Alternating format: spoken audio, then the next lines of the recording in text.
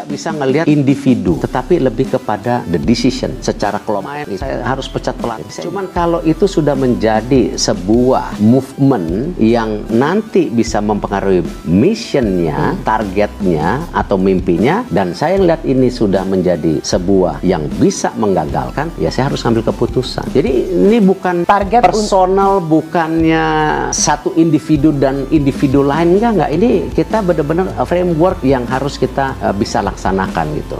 Patrick tak terima dipecat jadi pelatih timnas Indonesia sampai begini. Jakarta, sore itu mendung. Awan menggantung di atas Stadion Utama Gelora Bung Karno, seolah ikut merasakan beban yang tengah ditanggung oleh seorang pria asal Eropa Timur yang namanya akhir-akhir ini selalu jadi headline media olahraga nasional, Patrick Slavomier. Pelatih berambut perak itu baru saja diberhentikan dari jabatannya sebagai pelatih kepala tim nasional Indonesia. Bagi publik, keputusan itu mengejutkan. Tapi yang lebih mengejutkan lagi adalah reaksi Patrick. Ini bukan tentang saya semata, ucap Patrick dalam konferensi pers darurat yang ia adakan sendiri, hanya beberapa jam setelah pengumuman resmi dari federasi. Ini tentang dedikasi, tentang kehormatan, tentang harga diri seorang pelatih yang datang ribuan kilometer dari tanah kelahirannya untuk mengangkat bangsa ini di panggung dunia. Dan saya tidak akan diam melihat bagaimana semua itu diabaikan begitu saja. Sorotan kamera berkedip-kedip, wartawan mencatat, dan sebagian dari mereka bahkan ternganga mendengar nada bicara Patrick yang mulai meninggi.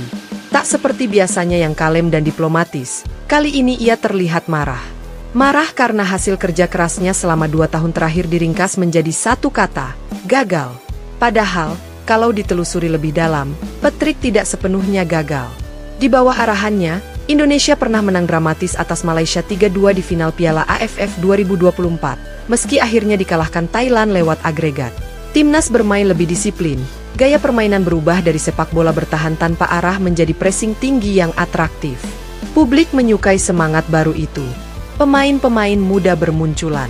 Tapi, kekalahan telak melawan Vietnam dalam laga kualifikasi Piala Asia menjadi alasan utama federasi memecatnya. Apakah satu kekalahan berarti semua proses harus dibatalkan?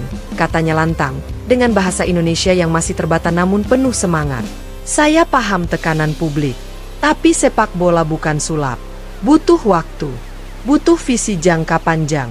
Tapi tampaknya, di sini, semua ingin hasil instan. Rekaman konferensi itu viral. Warganet terbagi dua. Sebagian mendukung Patrick, menyebut federasi terlalu gegabah. Tagar Save Patrick menggema. Tapi sebagian lain merasa Patrick terlalu baper, tak profesional, dan tak menghormati keputusan atasan.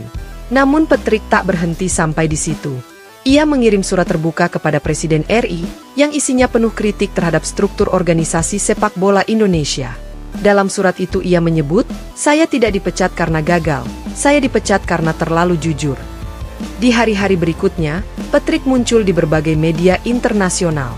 BBC, ESPN, bahkan sebuah stasiun televisi di negara asalnya, Slowakia, mewawancarainya. Ia menceritakan pengalamannya melatih di Indonesia dengan gaya yang jujur dan blak-blakan. Ia memuji talenta pemain Indonesia, menyebut mereka sebagai permata tersembunyi Asia Tenggara, tapi juga menyoroti manajemen yang disebutnya beraroma politik ketimbang profesionalisme. Saya melihat anak-anak muda di Indonesia berlatih seperti singa. Tapi sistemnya mengekang mereka seperti burung dalam sangkar emas, ujarnya dalam sebuah wawancara. Pernyataannya menimbulkan gelombang protes. Para pengurus federasi menggelar jumpa pers balasan, menyebut Patrick tidak etis dan mengungkit kontrak rahasia. Tapi publik justru semakin panas. Di media sosial, banyak yang mengunggah kompilasi video latihan timnas saat Patrick melatih, menampilkan chemistry luar biasa antara pelatih dan pemain. Bahkan beberapa pemain kunci menyatakan rasa hormat dan dukungan mereka secara tersirat melalui unggahan Instagram. Ada yang hilang sekarang, tulis Kapten Timnas dalam caption foto saat memeluk Patrick seusai pertandingan terakhir. Yang lebih mengejutkan, Patrick menolak tiket pulang yang disediakan oleh federasi. Ia memilih tinggal di Jakarta. Saya belum selesai di sini, katanya pada wartawan yang menemuinya di sebuah kedai kopi kecil di Bilangan Menteng. Beberapa minggu kemudian, Patrick membuat pengumuman mengejutkan. Ia akan membuka akademi sepak bola independen di Indonesia. Fokusnya adalah pengembangan pemain muda dengan filosofi sepak bola modern, berdisiplin, namun tetap menghormati budaya lokal. Nama akademinya, Garuda Muda Institute. Saya percaya, dari tempat ini, akan lahir generasi emas sepak bola Indonesia. Mereka tidak akan bergantung pada federasi.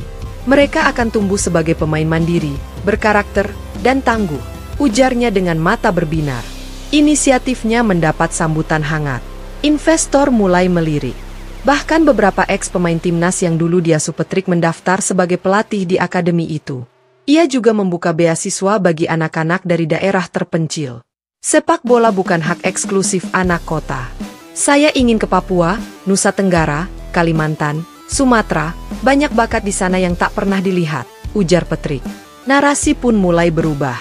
Dari pelatih asing yang gagal, kini ia menjadi pelatih asing yang mencintai Indonesia. Bahkan seorang politisi menyebutnya sebagai orang asing paling Indonesia dalam wawancara nasional.